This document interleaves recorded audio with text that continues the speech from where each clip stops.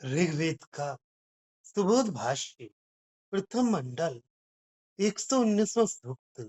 तुम दोनों की अनेक कुशल कारीगरी से पूर्ण मन के तुल्य वेगवान, पूजनीय तथा वेगवान घोड़ों से युक्त, अनेक झंडे वाले, धन को धारण करने वाले, 100 ढंग की धन रखने वाले, शीघ्र गति से युक्त रथ को भविष्यान के प्रति जीवन को दीर्घ बनाने के लिए मैं बुलाता हूँ। हे अश्विनी देव, इस रथ के आगे बढ़ने पर हमारी बुद्धि स्तुति कार्य की उच्च पद पर अधिष्ठित हो चुकी है, स्तुति करने लगी है। चारों दिशाओं के लोग इकट्ठे होते हैं।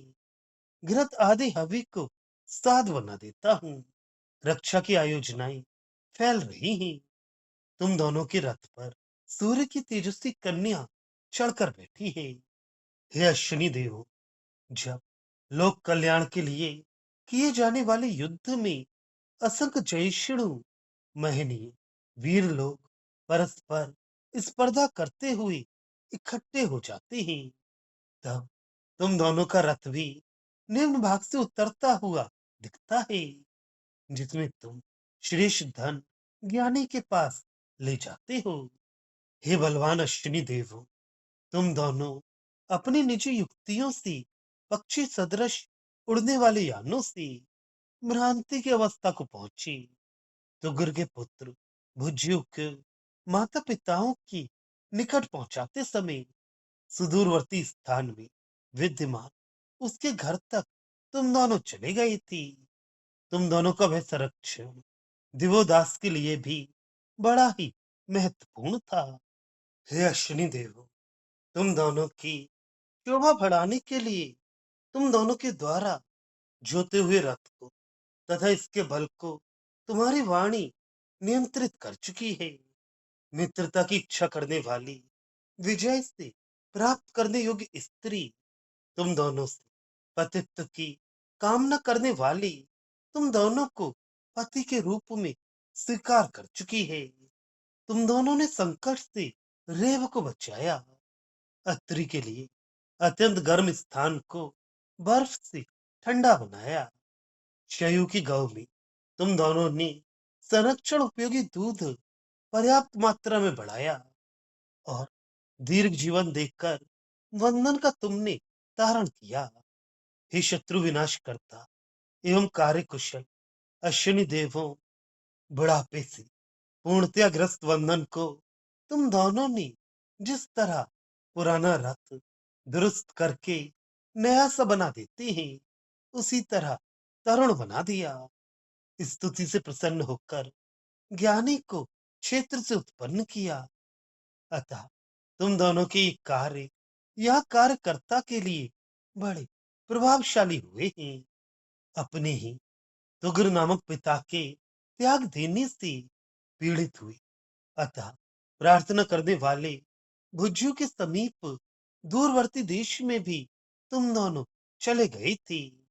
तुम दोनों को ही ये संरक्षण योजनाएं इस तरह तेज से युक्त और तुरंत अद्भुत अभिलाषणीय हो चुकी है, जिस तरह वह मधुमक्खी तुम दोनों के लिए मधुर स्वर से कूजन करती है, उसी तरह सोम के आनंद में उशिक का पुत्र कक्षीवान तुम्हें बुलाता है। जब दढ़ियट का मन तुम दोनों ने सेवा से अपनी ओर आकर्षित कर लिया, तब घोड़े के बनाए हुए सिर ने तुम दोनों को उपदेश दिया। हे अश्विनी देव, तुम दोनों बहुतों द्वारा स्वीकार करने योग्य, दीप्तिमान, स्पर्धा करने वालों को पार ले चलने वाले, योद्धाओं से लड़ाइयों में अजय, इंद्र के समान शत्रु के पराभव करता, अत्यंत कार्यशील और सफेद रंग वाले घोड़े को पेदु नरेश के लिए समर्पित करते हो। भावार्थ, अश्विनी देवों की कौशल्य युक्त विविध कर्मों से निर्माण हुए, वेगवान, पवित्र, चपल घोड़ों से युक्त, अनेक ध्वज वाले, सुख देने वाले, धन को धारण करने वाले शीघ्रगामी रथ को अपने यज्ञ के प्रति मैं बुलाता हूँ।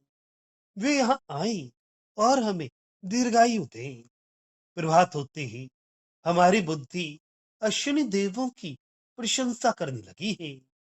सब दिशाओं के लोग इसमें शामिल हुए हैं। अब मैं घृत आदि पदार्थ स्वादु बनाकर यज्ञ के लिए तैयार रखता हूँ। यज्ञ से होने वाली सब प्रकार की संरक्षण शक्तियां चारों ओर अपना प्रभाव दिखा रही हैं।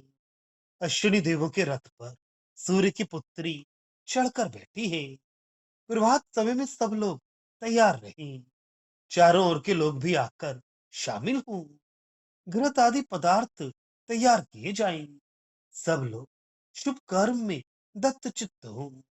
हर एक सबकी सुरक्षा करने के लिए कटिबद्ध हो। सब सुरक्षित रहे।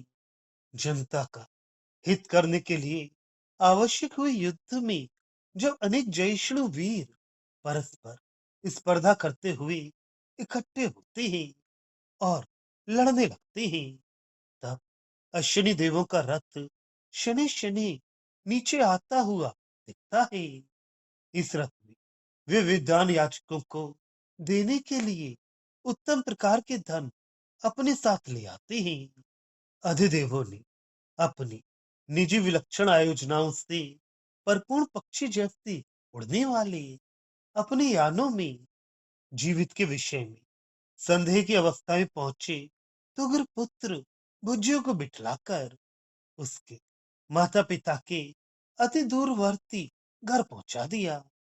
इसी तरह देवोदास राजा को जो सहायता दी वह सारी उनके बड़े ही मेहनी कार्यों में गिनने योग्य है। अधिदेवों ने स्वयं अपना रथ जोता था। उस पर चढ़कर बैठने से वे बड़े सुशोभित दिखने लगे। केवल शब्दों के इशारे से ही वे रथ को चलाने के लगे। पहुंचने के स्थान पर सब देवों से वे पहले पहुंचे। इसलिए सूर्य की पुत्री ने स्वयंवर में उनको पति रूप से स्वीकार किया। अश्विनी देवों ने रेव को संकट से बचाया। अत्रि की कारावास की गर्मी को हिमवृष्टि से शांत किया। शयु के लिए उसकी गौ को दुधारू बना दिया और वंदन को दीर्घायु किया। शत्रु का नाश करने वाले अश्विनी देवों ने जिस तरह बड़े पुराना रथ दुरुस्त कर नया सा बना देता है, उसी तरह अत्यंत जीर्ण वंदन को तरुण बनाया। स्तुति से प्रसन्न होकर उस विप्र को जैसे भूमि से वृक्ष नया उगता है वैसे ही तरुण सा बना दिया। ये उनके कार्य यहाँ के कार्यकर्ताओं को बड़े प्रभावशाली प्रतीत हुए हैं। तुगर नरेश ने अपने पुत्र भुज्यु को समुद्र में नौकाओं में बिठलाकर दूर देश में भेज दिया। वह उसको कष्ट होने लगे। तब उसने प्रार्थना की। उसे सुनकर दोनों अश्विनी देव वहां गए और उसको बचाया। ऐसी तुम्हारी संरक्षण की आयोजनाएं बड़े अद्भुत तेजस्वी और सबके लिए वांछनीय है। मधुमक्षिका जैसी मीठे स्वर से गुंजन करती है। उसी तरह सोमपान के आनंद में उशिक का पुत्र कक्षीवान मधुर स्वर से तुम्हें अपनी सुरक्षा के लिए बुलाता है। दधीचि ऋषि का मन तुमने अपनी सेवा से अपनी ओर आकर्षित किया था। पश्चात तुमने उनके घोड़े का सिर लगाया और उसके बाद उन्होंने तुम्हें मधु विद्या का उपदेश किया। अश्विनी देवों ने प्रशंसनीय तेजस्वी युद्ध में विजयी शत्रु वीरों से अजिंक्य इंद्र जैसे युद्धों में शत्रु का पराभव करने वाला चपल श्वेत घोड़ा पेदो नरेश को दिया था।